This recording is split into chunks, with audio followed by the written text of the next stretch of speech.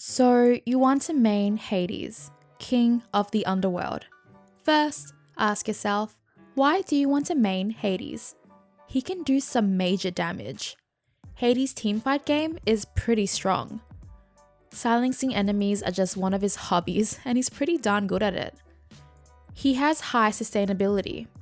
But before you choose to main him, it's good to know the cons of Hades. Hades does not have the best escape. He can be pretty easy to counter. Hades is a SMITE Greek Mage. SMITE has classified him as an easy god, and I find him easy to average. If you're an experienced Hades player or you just love playing him, feel free to leave any tips down in the comments below. Also, don't forget to click that like and subscribe button if you enjoy SMITE guides.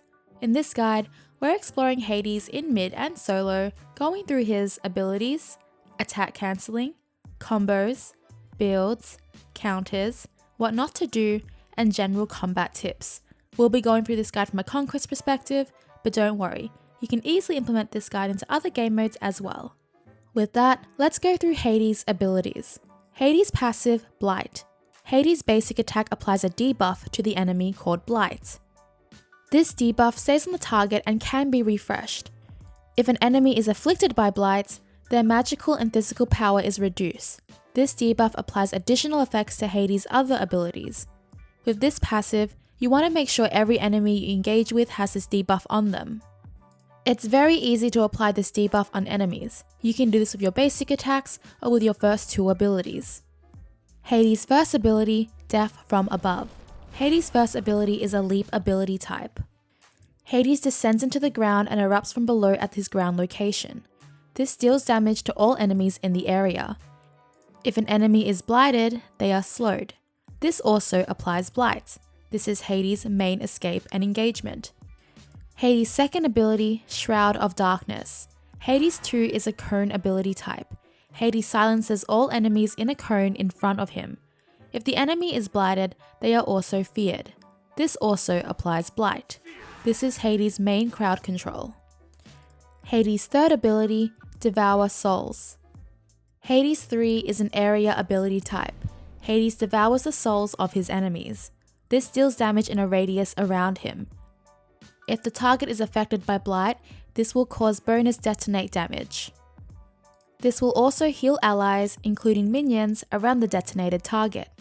Enemy gods take 50% of the damage from detonating Blights. This is his main damage. Hades' ultimate, Pillar of Agony. Hades' ultimate is an area ability type. Hades calls to all enemy souls nearby, pulling them closer to him over time. This will deal damage every 0.5 seconds for 4 seconds. If the enemy is blighted, their protections are reduced. Hades also gains protections for the duration. This ability is extremely great for teamfights. Now let's get into the leveling priority for Hades' abilities. For the first 5 levels, at level 1, his 3. At level 2, his 1. At level 3, his 2. At level 4, his 3. At level 5, his ultimate. For leveling priority, his third ability for increased damage, detonated damage, and detonated healing. His first ability for increased damage and slow. His ultimate for increased damage per tick, protections and protection debuff. His second ability for increased silence and cooldown. So basically, 3, 1, 4, 2. Before we get into the next section of this guide, I would like to briefly talk about his clearing. When clearing with Hades, you want to try and avoid using your first ability so you can save them for possible engagements or help you get out of sticky situations. What you want to do is use your basic attacks on the minions, walk up to them and use your third ability. This will apply the bonus damage and heal you and your minions if they're close. If you are using your first ability in combination with your third ability for clearing, make sure it's safe to do so. Alternatively, you can use your second ability on the minions in combinations with your third ability to clear the minions. That way your escape is still up. However, if you're not too pressured, using your basics and third ability to clear is a great way for sustainability. Attack cancelling for Hades. Attack cancelling allows for some extra damage. Basically, if you watch closely, it will cancel out some of the animation and go right into another basic or ability. This gives you consistent DPS and is not mandatory to learn if you don't want to. For his first ability on quick cast, as soon as you basic, use your first ability. For his second ability on instant cast, as soon as you basic, use his second ability. For his third ability on instant cast, as soon as you basic, use his third ability. Keep in mind, you should be confident with the guard when using it with instant cast, otherwise just stick with quick cast if you're not yet comfortable. Combos for Hades. Make sure you have applied Blight to your main targets. This is extremely important. Remember, you can do this either with your basic attacks or your first and second ability. This will maximize your damage output and apply any effects you're after. Your first ability is both your engagement and escape. If you're going the aggressive route, you can use your Relic Blink to engage instead of your first ability. Remember to make use of your basic attacks to refresh Blight and apply damage. You can apply the second ability before your third ability or after. Remember that the second ability is a silence. I would use the second ability first if the enemy has an escape or you do not have Blight applied. I would use the second ability after if the enemy has no escape and you need assistance with basic attacking or you have an ally there to secure the kill. Otherwise, the second ability does not need to be used just for the silence if there is no reason to, as it does not have any damage. For short combos, 1 and 3, 2 and 3, or basic 2 and 3. For medium combos, 1, 2, 3. This is great for enemies who may escape after using your first ability.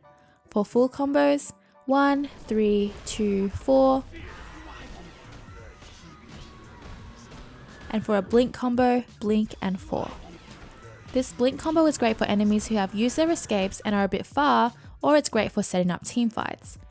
This is very effective on enemies where you have baited their beads and escapes. The blink by itself is also a great way to catch up to enemies who are very far. Builds for Hades. Builds always depend on what kind of enemies you're up against. My builds in this video are just a general guideline. You can adjust accordingly depending on your game and situations. For a mid build, Bancroft's Talon or Celestial Legion Helm against a physical opponent, Shoes of Focus for cooldown or Shoes of the Magi's for pen, and Voidstone. From there, you could go with any of the following. Spear of the Magus for pen, Book of Thoth, Book of the Dead if you have Book of Thoth and you need protections, Soul Reaver, Typhon's Fang if you have Bancroft's Talon, Chronos Pendant for more cooldown, Spear of Desolation for more pen, cooldown and power. For relics, Mid Hades could go for Blink for an aggressive playstyle, and Purification Beads or Aegis Amulet.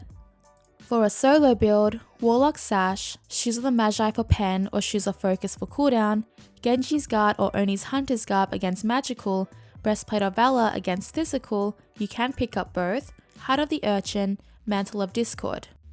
Other items you can pick up are, and remember this will vary from game to game, Voidstone for more damage, Magi's Cloak against CC, and more situational items. For solo relics, you generally would pick up Teleport and Blink for aggressive playstyles, Shell or Thorns. You can still apply these builds into your games outside of Conquest. Counters of Hades. Hades' second ability and ultimate is countered by beads. Hades' second ability is also countered by Magi's Cloak. Hades' ultimate is countered by escapes. Anti-heal items counter Hades' heals. Thorns can counter Hades' ultimate if you're a tanky god. So if you're playing solo, I would watch out for this one. Staying out of range. Hades does not have the best reach. Using your 1 and 2 for clears. This gives enemies a bit of time to engage on you since your escape and main damaging ability are down.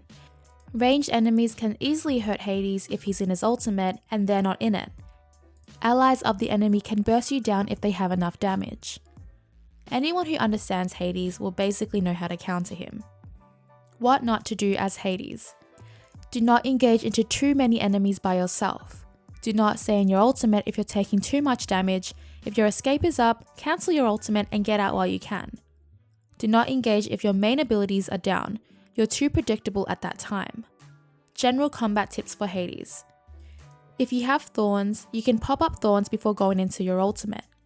Use your detonate on minions who are close to enemy gods. This will heal you and deal damage to the enemy god that was close. Remember that your third ability plus Blight will heal allies and minions around you. This can make it very annoying for opponents when clearing as well, since you can heal the allies around you. You can use your second ability to cancel out abilities. This is useful in laning phase against gods you can reach when they're getting their ability ready for their clear. Obviously great in teamfights as well, since you will cancel out the damage or have another chance to avoid it. Remember that your first ability will slow enemies who are blinded.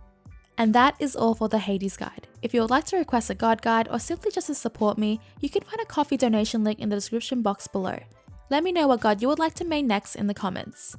Subscribing and likes would be super rad, clicking the bell really helps me out. I hope to see you for the next one. Bye!